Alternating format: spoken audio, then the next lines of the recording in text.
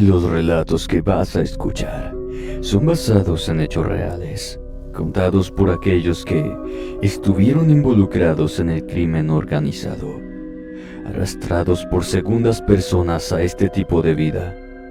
Otros haciendo lo posible para sacar a un hijo forzado a estar dentro de la maña.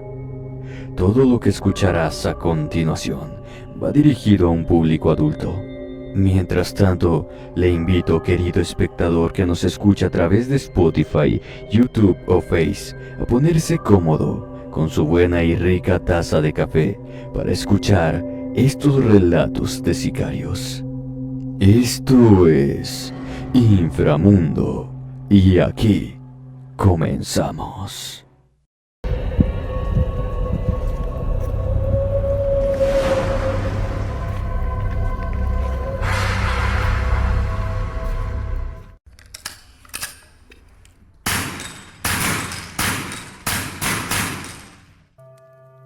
Muy buenas noches, comunidad. Espero les guste esta anécdota. En el pueblo, todos conocían a Ramiro. Era ese hombre que siempre parecía estar en el lugar correcto para escuchar lo que no debía y repetirlo a quien le convenía. Al principio, muchos lo toleraron, pensando que era inofensivo, un metiche más en una comunidad pequeña. Pero Ramiro no era inofensivo, era calculador, ambicioso y traicionero. Muy buenas noches a todos. Los saluda su amigo Rafael Quintas. Soy del estado de Sinaloa, México. Lo que les voy a contar no es una historia reciente, y tiene algunos años, y es de un hombre que traicionó a personas de su entorno, y aquellas que pertenecían al crimen organizado, de aquellas ya lejanas décadas de los años 90. En uno de los ejidos cercanos al mío, había un grupo de trabajadores en las pizcas o en las siembras, donde el trabajo duro y la buena paga eran el sustento de todos. Por desgracia, Ramiro rompió las reglas. Traicionó a sus compañeros vendiendo sus charlas en las que se quejaban de los abusos de los patrones y sus encargados. Lo peor de todo es que en algunos casos entregó a aquellos que no tenían piedad. Por su culpa, varios hombres fueron despojados de sus tierras, encarcelados, otros en el cementerio, o peor aún, ya jamás se les volvió a ver. Era un soplón, y eso no se perdona. Lo que lo motivaba para hacer eso era su deseo de poder. Ramiro soñaba con controlar las tierras, los cultivos, las decisiones de todos. Pero ese poder que anhelaba no lo buscaba con trabajo honesto ni buenas relaciones. Lo buscaba sembrando la discordia, el veneno y las habladurías, aprovechándose de las desgracias que él mismo provocaba. Su alma, si alguna vez la había tenido, estaba ya más que podrida por el egoísmo. Ya para ese tiempo, yo andaba metido en el crimen organizado, puesto que no quise trabajar en los campos de siembra y menos estar bajo las órdenes de cualquiera. Al principio comencé llevando mercancía a los poblados de la sierra, pero ya de regreso me traía bien guardados los paquetes, que ahí se elaboraban, siempre ocultos entre la madera. De poco en poco me hice de un segundo camión y para 1992 ya tenía mi tercer camioncito. Solo 2 de estos estaban a disposición del patrón. El otro lo usaría para la siembra de frijol. Mi hermano se encargaría de eso. Pero, como les conté de lo que hacía Ramiro, este no tardó en hacerse de las suyas, involucrando a mi hermano Marcial en dimes y diretes en el ejido. Tanto decía que yo andaba por la sierra, y me llegó el rumor de lo que Ramiro andaba diciendo de nosotros. En una ocasión cuando bajaba de la sierra, me di cuenta de que no eran los mismos soldados que siempre me revisaban la carga de madera. Estos eran otros, y se les notaba que como perros iban sobre el hueso para destrozarlo. Me hicieron la parada y apenas me detuve, ya tenía 3 de esos changos sobre la carga de madera. Me pidieron mis documentos y la ubicación hacia donde me dirigía. Yo saqué los papeles y se los entregué, obviamente contestando a sus preguntas. Me apartaron del camión mientras buscaban lo que no llevaba en esa ocasión conmigo. Se comunicaron por radio y les aseguraron que les habían dado un mal pitazo. Supe en esos momentos que el que estaba detrás de todo eso era Ramiro. No mostré molestia alguna, al contrario, me mantuve sereno hasta que me dieron luz verde para continuar con mi trayecto. Pero me percaté de que me venían siguiendo, así que hice la misma rutina de siempre. Me detuve en una de las rancherías para tomar mis sagrados alimentos y seguir con mi trayecto hasta la ciudad. Ahí se encontraba uno de los míos, entre charlas como esos que uno llega, no conoce y las mesas están llenas de camioneros. Me senté con los míos, haciéndome el tonto pidiendo permiso si había una silla desocupada. La charla era de lo más normal, pero al cabo de unos minutos les di santo y seña de que esos eran guachos y me estaban siguiendo, así que no hubo más conversación que lo cotidiano. Pero ellos se fueron al cabo de un rato para averiguar sobre el soplón que ya traía sobre mis hombros. Cuando llegué al ejido, mi hermano me contó que a él también le habían llegado los soldados y que por poco lo hacían que bajara todos los sacos del camión para revisar que no hubiera algo ilícito en él. Eso fue lo que me llenó el hígado de piedritas. Así que en esa semana me encargaría de Ramiro. Tuve que hablar con mi patrón y decirle que había un lengua suelta y si no se la cortaba, yo terminaría mis días en las sombras. El patrón se dio cuenta que no era como espantarse una simple mosca, así que por un mes subí y bajé de la sierra sin traer nada conmigo. Pero en uno de mis viajes me mandaron a otro poblado más arriba de la sierra. Lo que me estaba esperando era como si los mismos ángeles me lo hubieran traído. Me haría justicia por mi propia mano. Se le notaba el miedo en los ojos a Ramiro. Sabía que ya sus horas estaban contadas. El que busca encuentra, y él encontró. Esa madrugada salí desde temprano, y cuando llegué a mi camión, ya estaba Ramiro bien sujetado. Solo serían unos 2 kilómetros de bajada, así que no le dolería mucho, y posiblemente hasta le haría un favor de mandárselo a San Pedro. Fui considerado en la bajada de la sierra, lento y de vez en cuando le aceleraba. No lo escuché gritar, pero por el espejo retrovisor lo vi cómo lo arrastraba, cómo su cuerpo pegaba contra las piedras del camino. Ya faltaban unos cuantos metros para llegar al primer poblado, cuando me bajé del camión. Corté la soga y lo arrastré para que cayera por uno de los despeñaderos. Ahí terminó su vida, si no es que lo había hecho con la arrastrada que le di.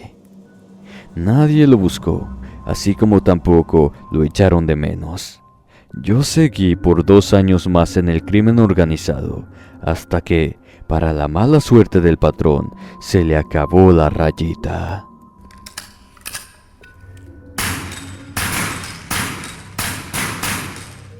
Buenas noches, querida audiencia de Inframundo. Primero que nada, quiero darle las gracias por permitirme un pequeño espacio para contar esta experiencia. Mi nombre es Julio César Reyes. Fui Zika por alrededor de 3 años. no porque yo lo hubiera querido, sino porque una situación me arrastró a ello. Siempre he tenido la creencia de que la traición duele más cuando viene de alguien a quien consideraba como mi hermano. Por años compartíamos nuestros mejores momentos entre risas y sueños. Él era más que un amigo. Éramos dos jóvenes que labraban la tierra juntos, compartiendo esperanzas de un futuro mejor.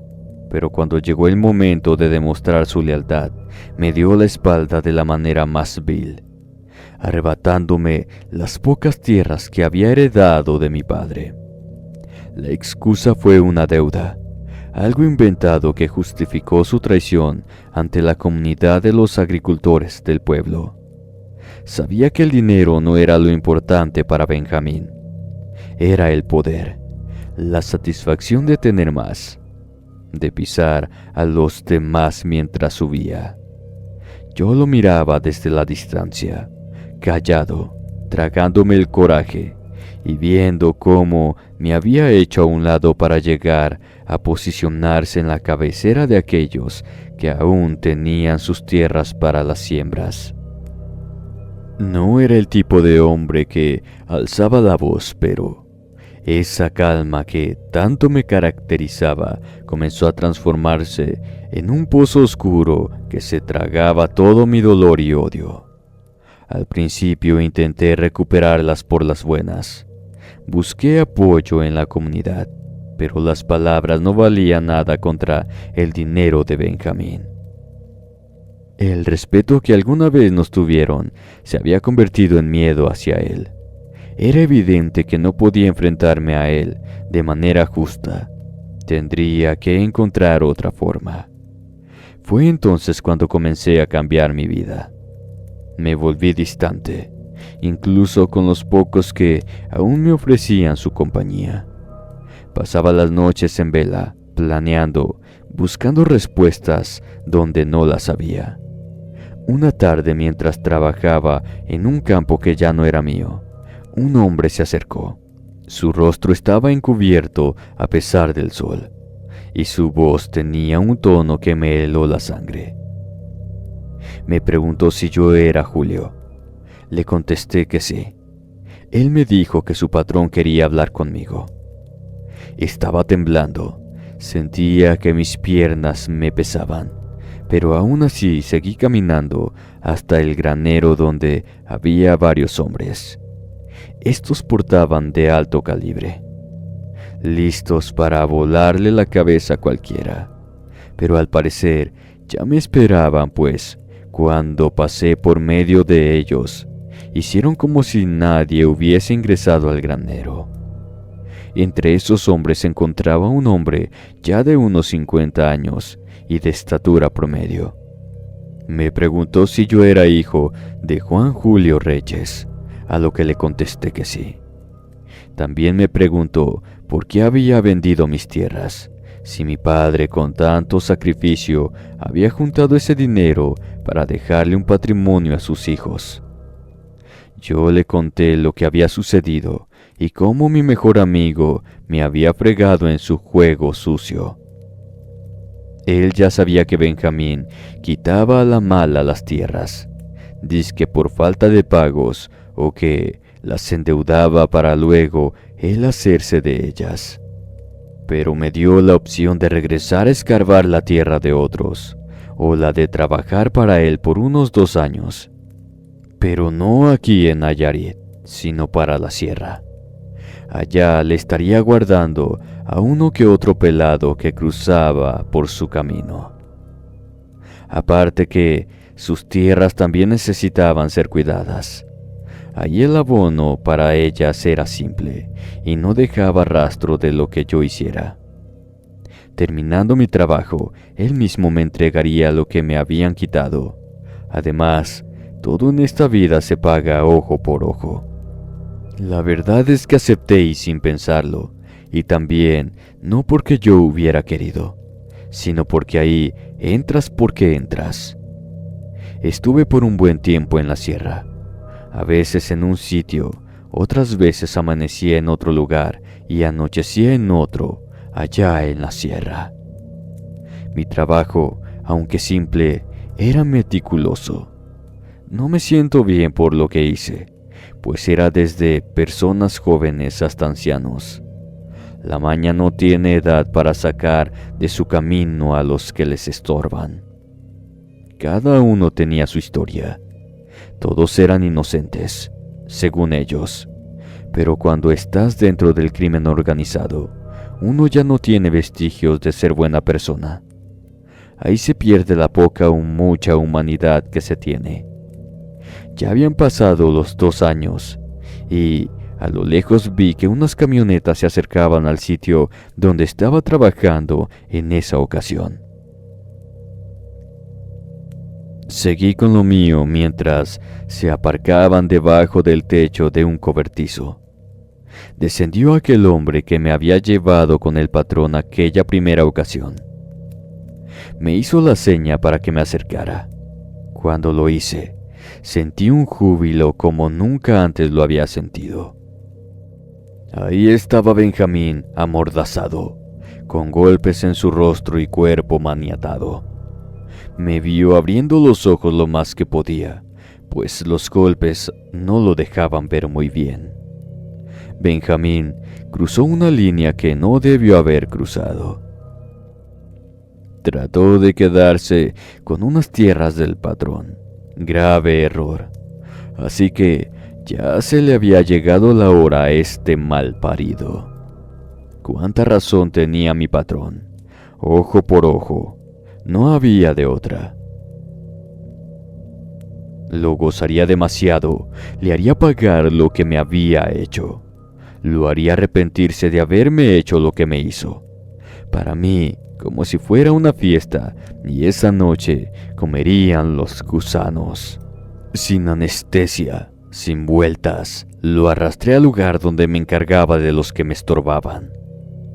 Ya sabrán todo lo que chilló, lo que suplicó, pero el hecho de verlo sufrir fue música para mis oídos.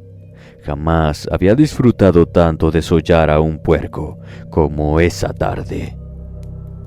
No daré detalles de lo que hice y el goce que sentí en cada momento.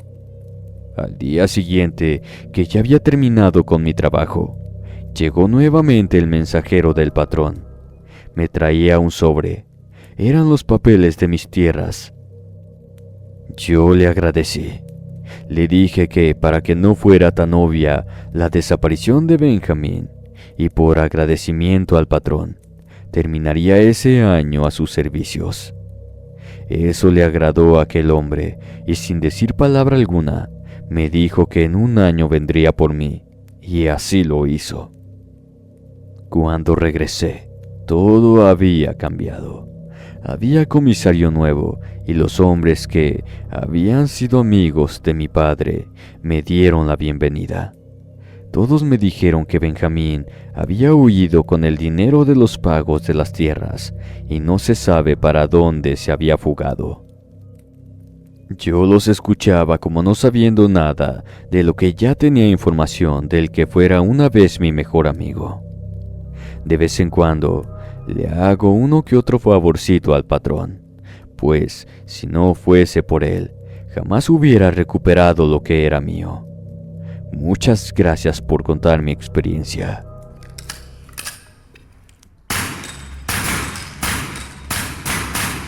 Pocas veces una historia me ha llegado tanto como la que les contaré. Mi nombre es Norberto Pineda y desde hace 7 años soy un sicario. Obviamente no estoy dando mi nombre real, pero para fines de esta historia, espero me entiendan. Comencé a la edad de 18 años. Hoy en día ya soy un hombre que ha recibido varios golpes y uno que otro tiro que me ha mandado a la cama, pero me siento afortunado por seguir vivo. Me he querido retirar de esto, pero por una u otra razón no lo he hecho. Esta historia no es mía, sino de una mujer, la cual, por lo que demostró, se ganó el respeto del patrón. Por respeto a la doña, le llamaremos Juana. Ella tiene a solo un hijo, José. un muchacho de unos 15 o 16 años, el cual, engañado por un grupo de amigos, fue arrastrado hacia la maña. Dicen que el amor de una madre no tiene límites, pero el de esa madre fue puesto a prueba de formas que jamás imaginó. Una mañana llegó una mujer hasta donde habían estado hacía unas semanas aquellos jóvenes, y entre ellos su hijo. La señora buscaba trabajo como cocinera, pero luego me di cuenta de que buscaba más que un trabajo. Miraba ansiosa para todos lados, como si buscara a alguien. En ese momento yo le pregunté qué era lo que buscaba en verdad, porque si no me lo decía a mí, otros se encargarían de muy mala manera de hacerla hablar. Desde que su hijo cayó en manos del crimen organizado, su vida se volvió una espiral de noches sin dormir, de súplicas ahogadas a Dios, quien parecía no escucharla. Sentía un gran vacío que crecía como cada día que pasaba. Averiguó dónde se habían llevado a aquellos jóvenes que se encontraban en una fiesta, y entre ellos se encontraba su único hijo. La señora tenía los mejores planes de que su hijo fuera un médico, así como lo había sido su padre, pero los líderes de la maña se lo habían llevado. Al parecer, uno de los muchachos que estuvo esa noche en la fiesta entregaba a los menores sin importar el dolor y la angustia que causaba a las familias. Su hijo no estaba por su propia voluntad.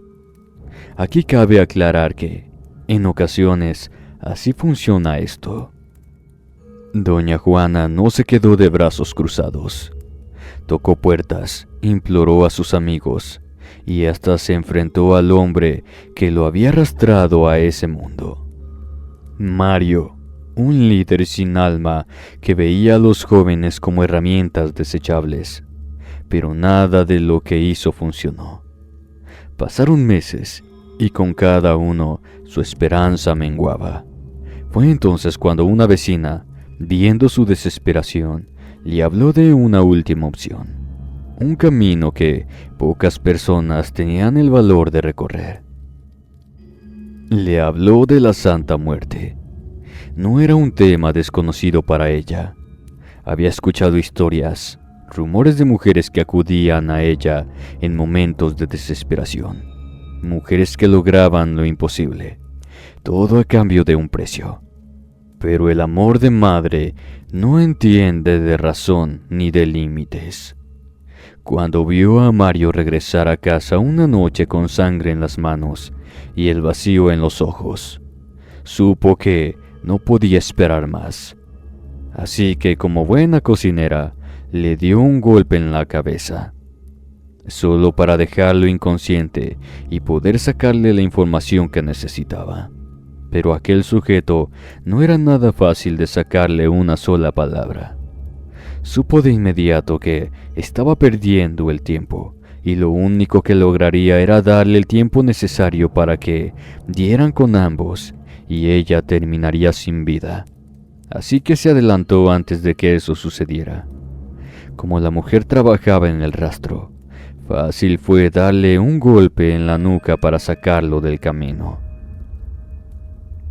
No fue sino meses después que el padre de aquel joven que había invitado a su amigo a la fiesta, que le dijo que los habían traído a este sitio. Fue entonces que, armándose de valor y sabiendo que podía terminar con un tiro entre ceja y ceja: yo sabía quién era su muchacho, pero no se lo entregaría tan fácilmente. Como doña Juana sabía de cortes, le propuse que trabajara para la organización por cierto tiempo y que yo mismo le entregaría a su muchacho. Así que, sin decir palabra alguna, ella aceptó. La verdad es que esa señora hacía los cortes perfectos y retiraba cada centímetro, la carne de los huesos. Esos trabajos eran muy limpios y fácil de tirar, unos por aquí y otros por allá. Aparte que, como les digo, fue la cocinera oficial de nosotros el tiempo que estuvimos por ese sitio. Nos íbamos a desplazar hacia otros territorios, así que tuve que entregarle a su hijo, así como se lo había prometido, no sin antes ordenarle que se tenía que ir de ahí, pues si se miraba que su hijo estaba ya de regreso, los padres tratarían de recuperar a los suyos, y eso no nos está permitido. Le entregué un dinero que tenía y yo mismo me encargué de sacarlos de ahí y echarlos a un autobús hacia una parte que obviamente no revelaré. Hasta el día de hoy no sé qué fue de ellos y es mejor así. No vaya a ser la de malas y los encuentren. De aquellos jóvenes que se llevaron, solo sé que vive uno, los otros terminaron abatidos. Les agradezco por contar esta historia donde una madre hace lo imposible por recuperar a su pequeño hijo.